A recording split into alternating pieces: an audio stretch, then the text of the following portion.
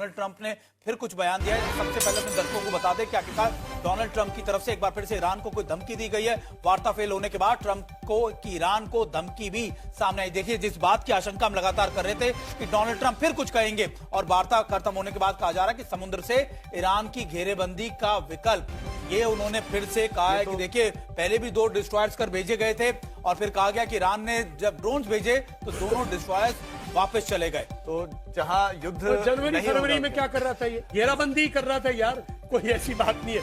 तो मैं कह रहा हूं कि ये डोमेस्टिक वो है, इनसे मुझे नहीं लगता टॉक्स पे कोई फर्क पड़ेगा। बोलेगा यार वो, लेकिन साइकोलॉजिकल प्रेशर डाल रहे हैं एक तरीके का। इससे जमीन पर भी डेवलपमेंट हो रहा है ना, ऐसा नहीं कि वो केवल बात हो रही है, जमीन पे एक्चुअली डिप्लॉयमेंट हो रहा है, लोग जो है तैयारी कर रहे हैं, बढ़ रहे हैं और डिप्लॉयमेंट बढ़ा रहा है वो। सिर्फ आई थिंक प्रेशर, मैं नहीं जानता कि वो लड़ाई के लिए, लड़ाई में सिर्फ न्यूक्लियर बचा है उसके पास यूज करने के लिए। सर, डॉक्टर भरत कुछ कहना चाह रहे हैं, वो बार बार। Sir, doctor Bharat please. ये जो बात है 60% से 90%, हाँ, जो 90% एनरिचमेंट करते हैं तो बड़ी यील्ड का बम होता है, लेकिन 60% एनरिच से डर्टी बम हो सकता है। हिरोशिमा पर जो बम डाला था वो मिश्रण था, 89% यूरेनियम था और 50% यूरेनियम भी उसमें था। तो ये लोगों ने बोला था विटकॉफ को और कुशनर को जिनीवा में कि हम 10 या 11 दिन में 60% यूरेनियम से डर्टी बम बना सकते हैं, 10 से 11। सवाल ये था कि वो कैसे माउंट करेंगे। तो सर बिल्कुल, हमारे साथ हमारे सहयोगी आशुतोष जुड़े। सर माफ कीजिएगा, आपको बीच में रोकना पड़ रहा है क्योंकि आशुतोष कोई ब्रेकिंग न्यूज दे रहे हैं। आशुतोष, क्या अपडेट है?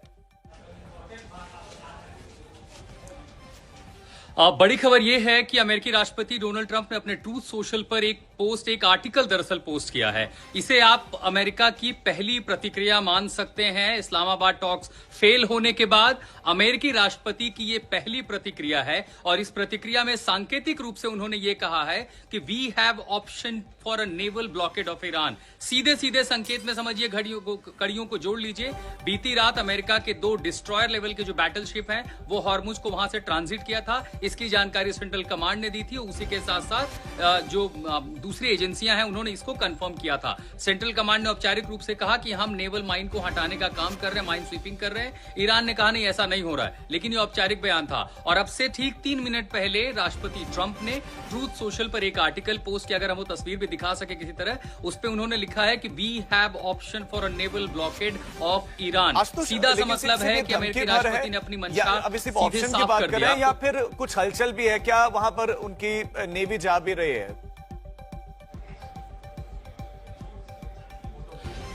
दरअसल ये जो गल्फ का इलाका है इसमें स्ट्रेट ऑफ हॉर्मुज में ज्यादा समय नहीं हुआ है। बीती रात लगभग अगर हम देखें तो लगभग 12:30 बजे की बात है भारतीय समय अनुसार। उसी समय सेंट्रल कमांड ने एक तस्वीर भी जारी की थी और स्पष्ट लिखा है, सीधे उन्होंने कहा कि 2 बैटलशिप डिस्ट्रॉयर हैं, डिस्ट्रॉयर कैटेगरी के जो बैटलशिप हैं वो हॉर्मुज से ट्रांजिट कर चुके हैं। अब हॉर्मुज में दरअसल वो 33 किलोमीटर की जो माइल था उसमें क्या वो ईरानियन टेरिटरी में थे या इंटरनेशनल वाटर में थे, इसके बारे में उन्होंने नहीं लिखा। ईरान ने कहा था कि हमारे इलाके से नहीं गुजरे, यानी हो सकता है ईरान वाटर को छोड़ करके जो चौड़ाई है उसमें वो इंटरनेशनल वाटर से निकले हैं और माइन स्वीपिंग का काम शुरू करें। अब अमेरिका के पास ऐसे 2 जहाज हैं जिससे वो माइन स्वीपिंग कर सकते हैं। और लेकिन सबसे ज्यादा कहते हैं इसमें जो दक्षता है वो जापान के पास है, कि जो हमने देखा कि द्वितीय विश्व युद्ध में लगातार जापान 2 जहाज भी ये वो पोस्ट काफी नहीं है कि महीनों तक वो वहां से माइंस को हटा सके।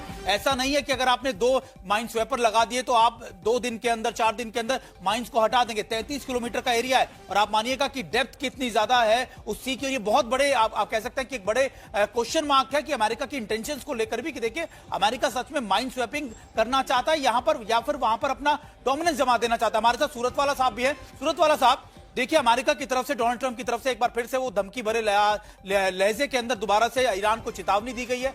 क्या यही बातें थी जो लगातार ईरान को डरा रही है? जी, मैं आपके माध्यम से आपके दर्शकों को एक बात याद दिलाना चाहूंगा। पिछले 47 साल से बहरीन, कतर और दूसरे तमाम जगहों के ऊपर अमेरिका ने अपने नेवल बेस को बहुत मजबूत कर रखा था। लेकिन जब जंग शुरू होती है तो ईरान उसे पहले हफ्ते से दूसरे हफ्ता खत्म होने से पहले तक के अमेरिका के 13 बेसिस को उसने पूरी तरह से खत्म कर दिया है। सही है कि उनके पास कुछ ताकतें हैं, उनके पास इस तरह की बैटलशिप्स हैं, लेकिन ईरान के पास जो ताकत है उनके बेस को खत्म करने की, सब इस बात को मानते हैं कि बहरीन में उनकी मौजूद जो नेवल बेस थी वो बहुत मजबूत थी और ईरान ने उसको भी खत्म किया है। कल रात में औपचारिक तरीके से ईरान ने इसको रिजेक्ट किया है, डिनाई किया है कि कोई भी ऐसी बैटलशिप यहां ईरान में हुर्मुज के नजदीक आई है। जब उन्होंने देखा कि हुर्मुज के नजदीक एक बैटलशिप आ रही है तो उन्होंने धमकी दिया कि अगर आधा घंटे में यह पलटती नहीं है तो ऐसी सूरत में हम उसके ऊपर हमला कर देंगे। और फिर औपचारिक बयान ये आता है कि उसको वो पलटाने के ऊपर मजबूर होते हैं और वो पलट कर जाती है। ये वाली बातें जो ये दे रहे हैं, बयान कर रहे हैं, इन बातों को ज्यादातर इसी तरीके से देखना चाहिए कि डोनाल्ड ट्रंप ये चाहते हैं कि अपने फेस को, अपनी हार को, जो उनको पहले मैदान जंग में हुई है, उसको पहले छुपाने के लिए वो टॉक्स की तरफ जाते हैं। अब जब टॉक की तरफ के बाद बीच में ही लगातार धमकियां लगातार आ रही हैं।